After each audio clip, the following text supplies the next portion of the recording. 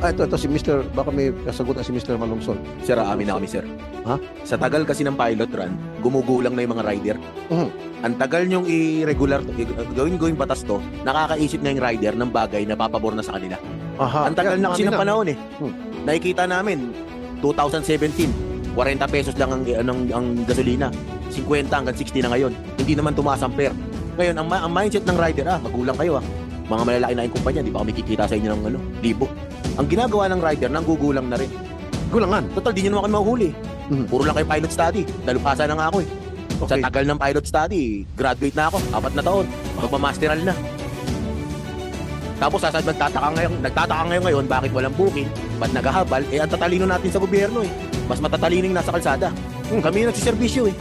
Ayaw nyo makinig sa amin, di gagawa kami ng para kumita kami ng mas malaki rin. So kung hindi natin po ililigal to, ilang taon na, si Ariel nga eh. Tumanda na rin eh. So sino sinisisi mo dito? Gobyerno na po. Ang tagal na ng pilot study. Ang sabi noon, nag-uusap kami, pilot study, 6 months to 1 year. 5 taon na po, masteral na.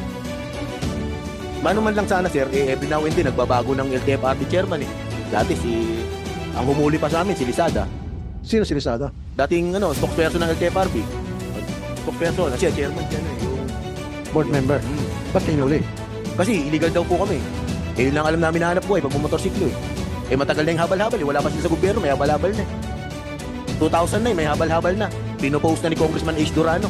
Hanggang ngayon, namatay na si Representative Raul Delmar ng Cebu. Andiyan pa rin yung ano kala na yun. Nananatili yung pilot run eh. Hindi ko malaman kung patalino tayo o pamangmang eh.